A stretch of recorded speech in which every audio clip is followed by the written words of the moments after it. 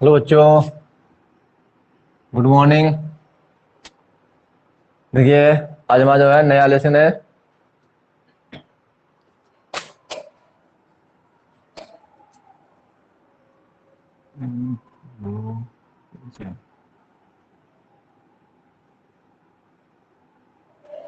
Chapter 4 है बेटा आपका। चैप्टर 4 है बेटा आपका।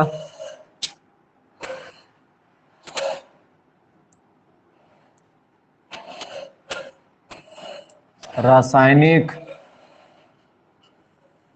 आबंध। आबंध को बेटा बंध भी कहते हैं, बंध, ठीक है ना। आबंध बोले या बंध। तथा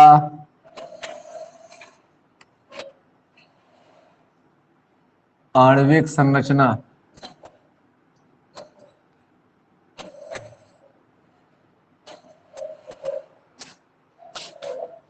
तथा आणविक संरचना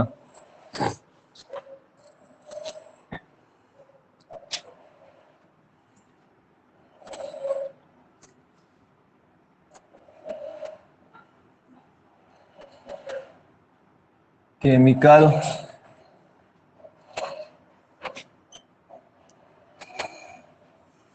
बॉन्डिंग एंड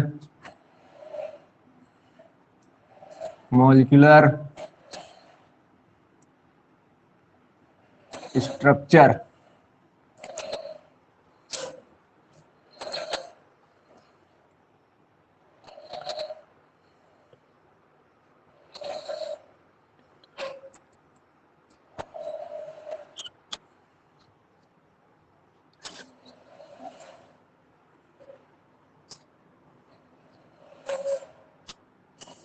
हो गया। लेसन का नाम डाल लीजिए।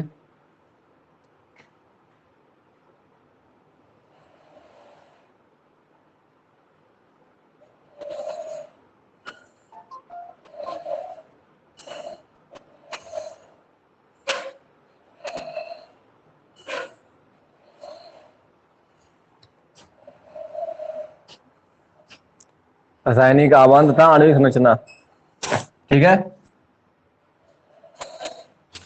हेडिंग पड़ गई।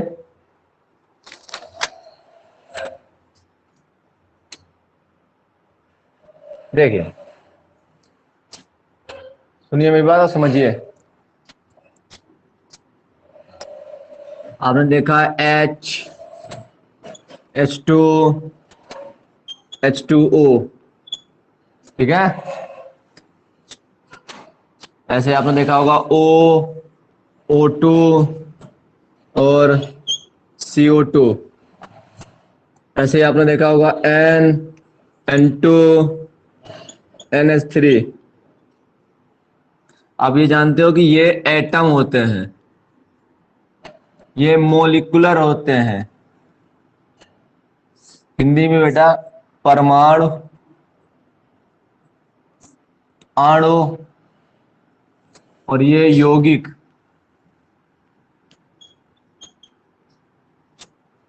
देखो, ये अकेला था तो मैंने एक लिखा। अब ये दो है तो H2, तो H2 लिखने का कुछ ना कुछ तो रीजन होगा हमारा। H2O लिखने का कुछ ना कुछ तो रीजन होगा। और रीजन क्या है कि ये आपस में जुड़े हुए हैं, तभी तुमको मिला के लिखा हमने, तभी तो एक में लिखा हमने। जैसे कि H2 है, इस प्रकार से जुड़ा है। जैसे कि O2 है, इस प्रकार से जुड़ा है। N2 है, इस प्रकार से जुड़ा है। तो यहां पर H जो है, जो O है हमारा, जो N है, या जो H2O है हमारा, वो इस प्रकार से जुड़ा है। तभी तो लिखा जा रहा है H2O, ज्वाइंट है आपस में। तो जो ये अलग अलग हैं तो ये एटम है, और आपस में जुड़ गए तो ये अणु बन गए। तो ये जो एटम है, ये एटम आपस में जब जुड़ रहे हैं तो जिसके कारण जुड़ रहे हैं, ये जो बीच में जो है, जो इनके बीच में जो क्या लग रहा है, आकर्षण बल लग रहा है, जिसके कारण ये परमाणुएं आपस में जुड़ जाती हैं। इसी आकर्षण बल को कहा जाता है रासायनिक आबंध। क्लियर भैया? ये ऑक्सीजन ऑक्सीजन से जुड़ा, तो कैसे जुड़ा? तो इनके और इनके बीच में कुछ ना कुछ तो अट्रैक्शन होगा, आकर्षण होगा, तभी तो ये आपस में जुड़े। और इन्होंने जुड़कर क्या बनाया? O2। अब ये जब आपस में अट्रैक्ट हो रहे हैं तो उस आकर्षण बल को जो है बेटा बोला जाता है रासायनिक बंध। यानी कि जो बंध है वो एक प्रकार का बल है, एक प्रकार का फोर्स है हमारा, जिसको हम लोगों ने नाम दिया है रासायनिक बंध। और बंध जो है ये नहीं कि एक लाइन होती है, ये एक प्रदर्शित करने का केवल एक माध्यम है। बल ये नहीं होता है, बल को हम दिखा नहीं सकते कैसा होता है, ठीक है ना? तो यहां पर जो आकर्षण बल होता है, ट्रैक्शन जो फोर्स होता है, वो बल हमारा कहलाता है रासायनिक बंध। दो परमाणुओं के बीच में या दो से अधिक परमाणु, देखो इनके इनके बीच लग रहा है, तो दो परमाणुओं के बीच लगने वाले आकर्षण बल को रासायनिक बंध कहते हैं। तो बंध क्या है? एक प्रकार का आकर्षण बल है। पॉइंट दिमाग में बिठा लीजिए, ये आपका क्लियर हो गया। रासायनिक बंध क्या है? रासायनिक बंध आपका क्या है? दो परमाणुओं के बीच लगने वाला आकर्षण बल, ठीक है? अगर अब आपसे पूछे कि रासायनिक बंध क्या है, तो आप डंडा मत लगा देना, सीधे लकीर ये बंध है ना, वो प्रदर्शित करने का केवल एक माध्यम, एक जरिया है। बंध होता क्या है आपका वास्तविकता में?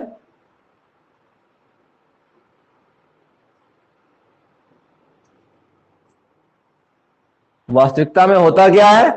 एक आकर्षण बल, एक प्रकार का फोर्स है, बल है एक प्रकार का, ठीक है?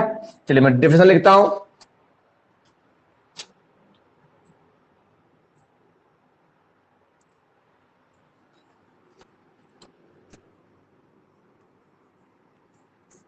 परिचय है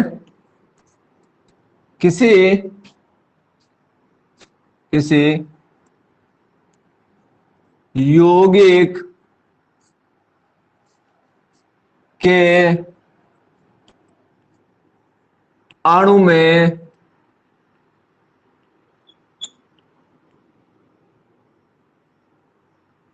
उपस्थित, किसी यौगिक के अणु में उपस्थित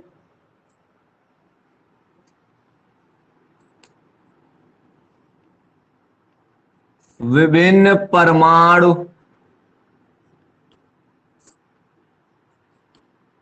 अणु, विभिन्न परमाणु आयन आदि आदि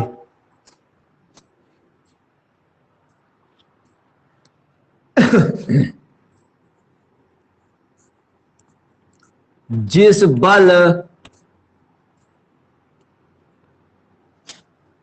बल के द्वारा एक दूसरे जिस बल के द्वारा एक दूसरे से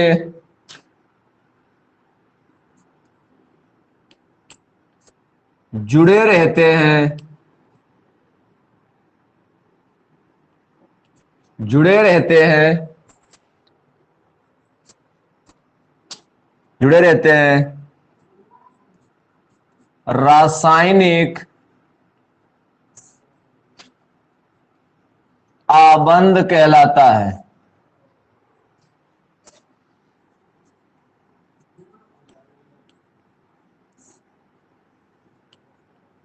रासायनिक आबंध कहलाता है, ठीक है? अथवा मैं एक शॉर्टकट और लिखा देता हूं, ठीक है? ध्यान देखना।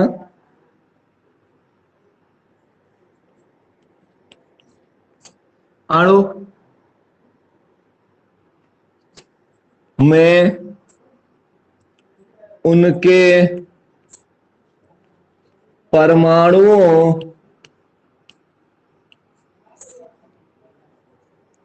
के मध्य अणु में उनके परमाणुओं के मध्य लगने वाला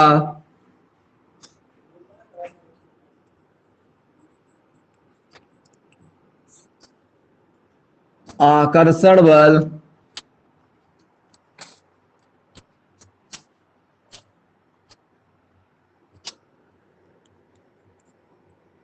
रासायनिक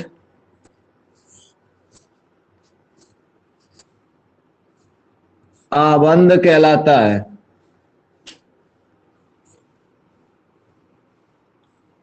नोट कर लीजिए।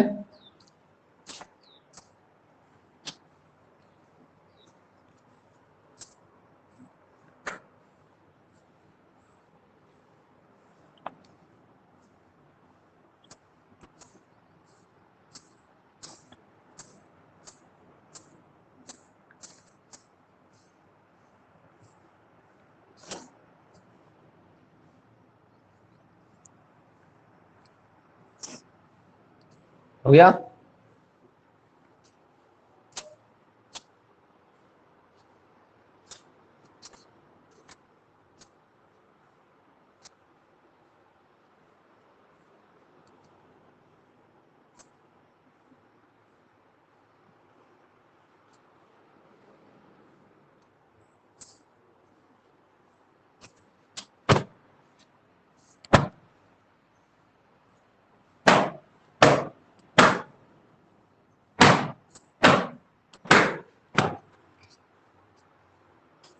हो गया।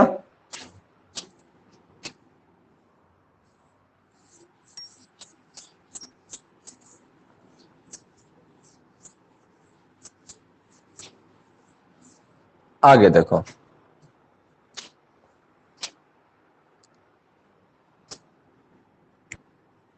नेक्स्ट है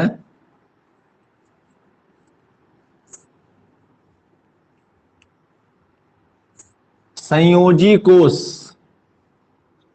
ठीक है ना, हेडिंग है संयोजी कोष।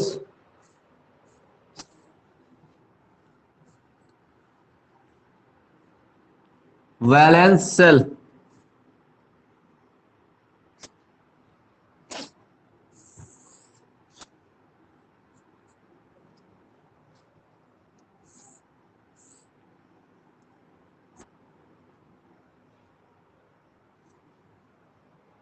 संयोजी कोष वैलेंस सेल।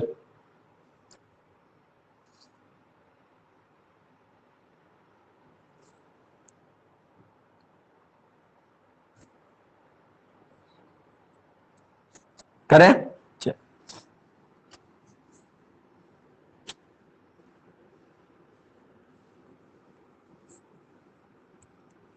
किसी परमाणु के बाह्य कोष,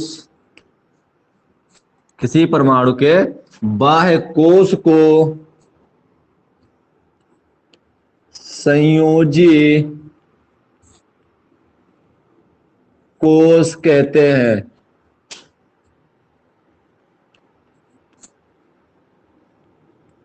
संयोजी कोष कहते हैं, वैलेंस सेल कहते हैं। एग्जांपल देखो,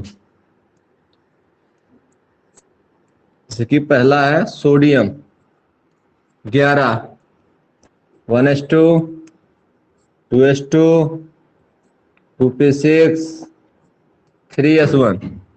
तो मैं आपसे पूछूं बाह्य कोष, तो सबसे पहले बाह्य कोष बताओ। तो बाह्य कोष है 3s1। तो मैं पूछूं संयोजी कोष, संयोजी कोष 3s1। बाह्य कोष को ही संयोजी कोष बोला जाता है, मैंने अभी लिखवाया है। नेक्स्ट दूसरा एग्जाम्पल, चलिए ऑक्सीजन ले लिया 1s2 2s2 और 2p4। ठीक है,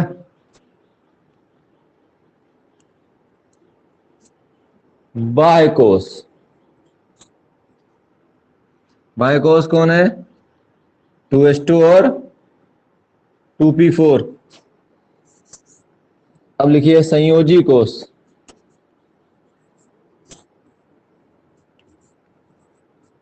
संयोजी कोश कौन है? 2s2 और 2p4। ठीक है। और भी है बाह्य कोश। आप समझ सकते हो कि बाह्य कोश यहाँ पे कौन है? यहाँ पे हमारा ये है और यहाँ पे हमारा बाह्य कोश ये है। और जो बाह्य कोश होता है उसी को संयोजी कोश कहते हैं। नोट कर लीजिए इतना।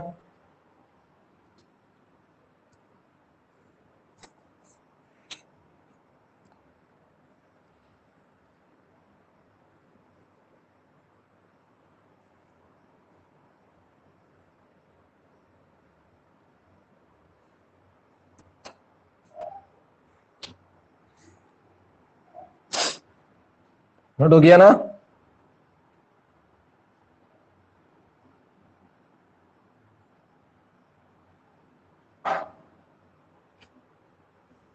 नोट हो गया ना?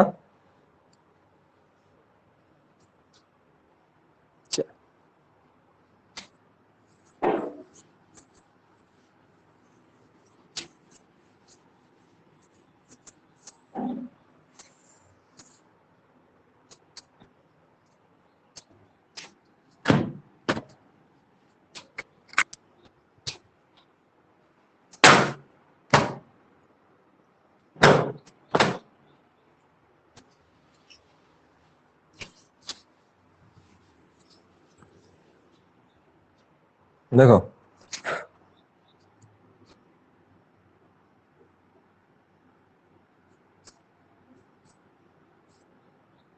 संयोजी इलेक्ट्रॉन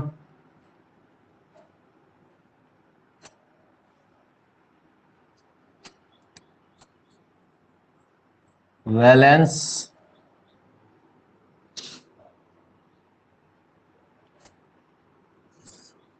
इलेक्ट्रॉन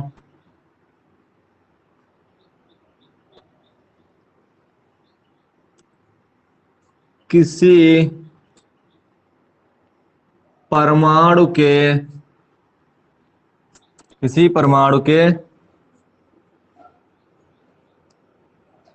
संयोजी कोश में उपस्थित किसी परमाणु के संयोजी कोश में उपस्थित किसी परमाणु के संयोजी कोश में उपस्थित इलेक्ट्रॉनों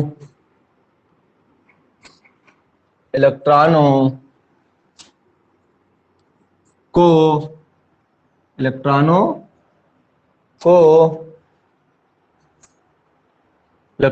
को संयोजी इलेक्ट्रॉन कहते हैं। देखिए जो भी मैंने एग्जांपल लिया था मैं उसी एग्जांपल से लेके शुरू करता हूं। 1s2 2s2 2p6 3s1। तो मैंने आपसे पूछा था संयोजी कोश। अब बाह्य कोश आप जान चुके हैं तो मैं सीधा संयोजी कोश लिख रहा हूं। संयोजी कोश कौन सा होगा? बाह्य कोश कौन है? ये 3s1। तो संयोजी इलेक्ट्रॉन कितने हैं यहां पर?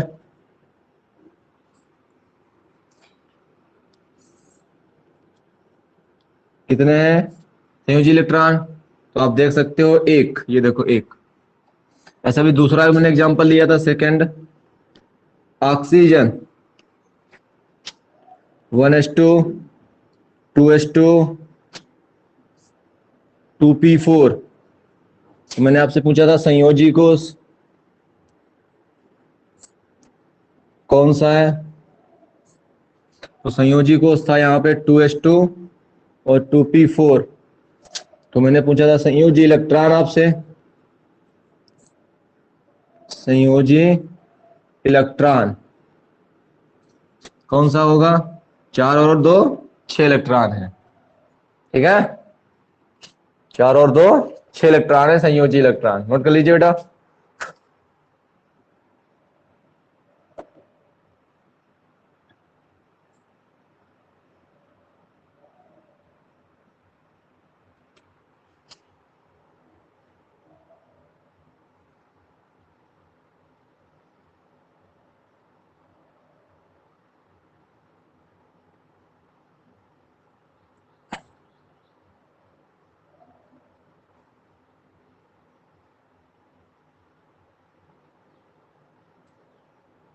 नोट हो गया ना?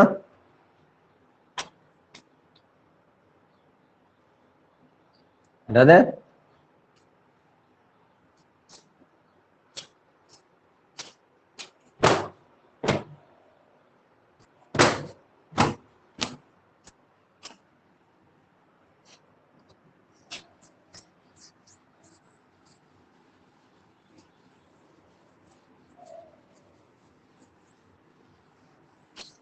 देखो नेक्स्ट हेडिंग क्या है बेटा आपकी?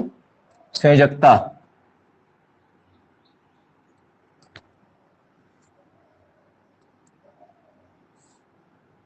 संयोजकता, वैलेंसी, वैलेंसी।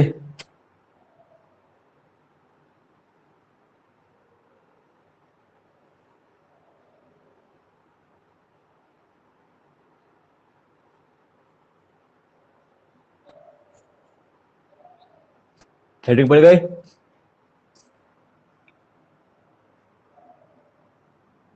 चलिए देखिए,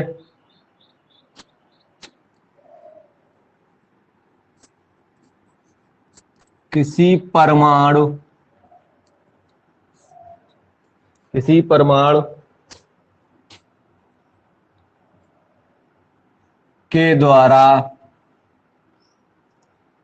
बंध बनाने के लिए, बंध मतलब आबंध, चाहे बंध में लिखूं और चाहे आबंध लिखूं बेटा, उसका मतलब सेम है, ठीक है ना? बनाने के लिए जितने इलेक्ट्रॉन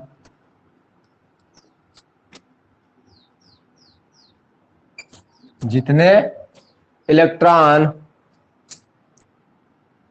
दान, कामा दान, कामा ग्रहण या साझा, या साझा साझा किए जाते हैं, साझा किए जाते हैं,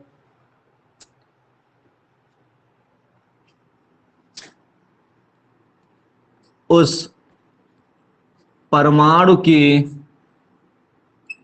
संयोजकता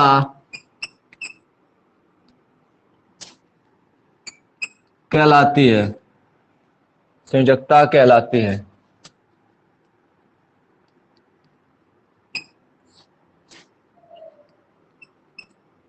ठीक है, उस परमाणु की संयोजकता कहलाती है। चलो अथवा मैं दूसरी लिख लो, और ये जो ऊपर वाली है वो सिंपल भी है बेटा, वो याद हो जाएगी आपको, ये वाली याद हो जाएगी। चलिए नीचे एक और लिख देता हूं,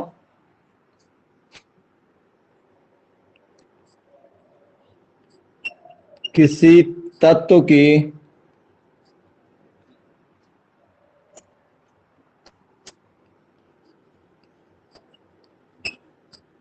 किसी अन्य तत्व, किसी तत्व की किसी अन्य तत्व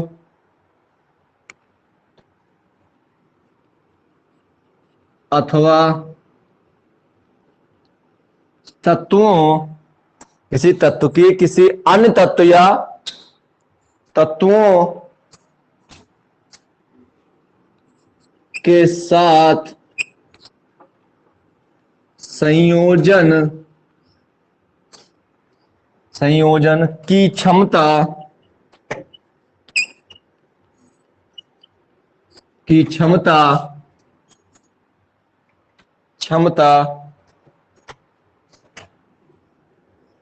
उस तत्व की संयोजकता कहलाती है।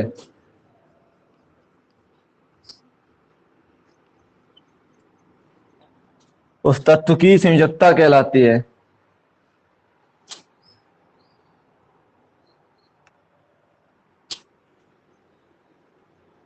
यह सदैव एक पूर्ण संख्या होती है। यह सदैव एक पूर्ण संख्या होती है।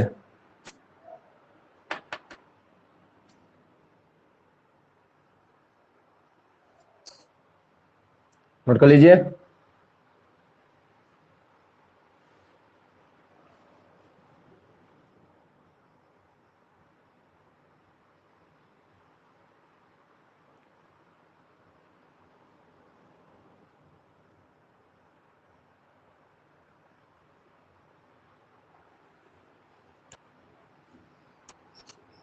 नोट हो गया।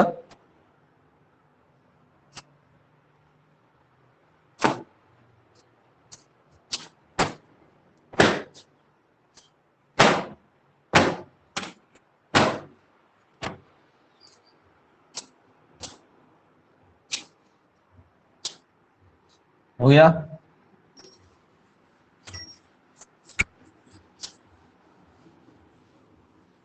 देखो संयोजकता वैलेंसी निकालने का तरीका।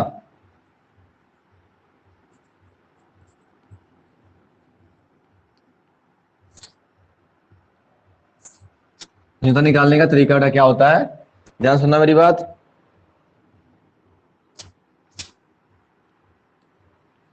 अयुग्मित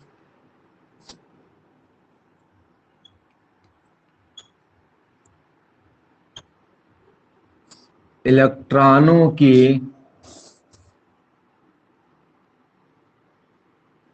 संख्या, अयुग्मित इलेक्ट्रॉनों की संख्या, या चाहे इसके बेस पे निकालो और चाहे इसके बेस पे निकालो, अर्ध पूरित कक्षकों की संख्या। इनमें से बेटा आप किसी भी तरीके का उपयोग करके आप निकाल सकते हो कि कौन सा कौन से परमाणु की कितनी संयोजकता है, किसी तत्व की कितनी संयोजकता है। ठीक है, इसी के माध्यम से निकाला जाता है कि किस तत्व की कितनी संयोजकता है। नोट कर लीजिए। अभी एक एग्जांपल दिखाता हूं आपको।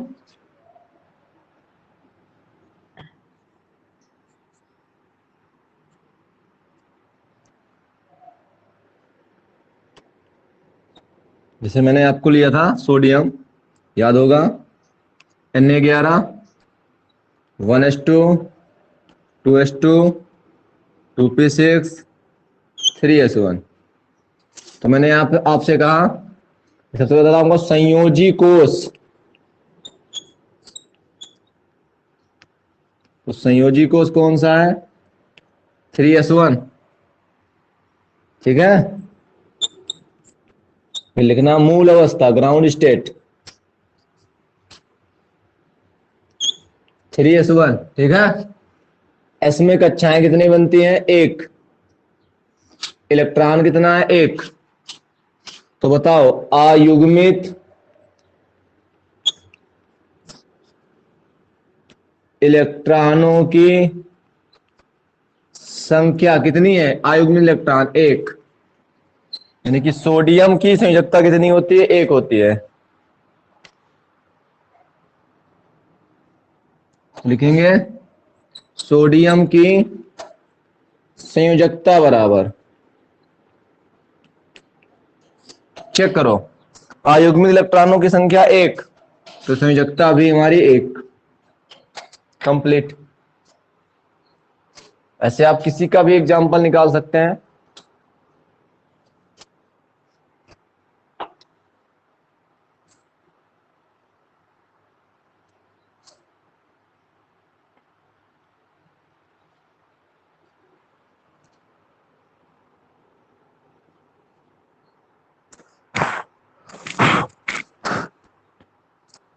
हो गया। एग्जाम्पल जब चाहें तो बेटा आप कर सकते हैं। बाकी जो चर्चा है स्पेड वाला उन्होंने नेक्स्ट वीडियो में करेंगे। तब तक के लिए धन्यवाद।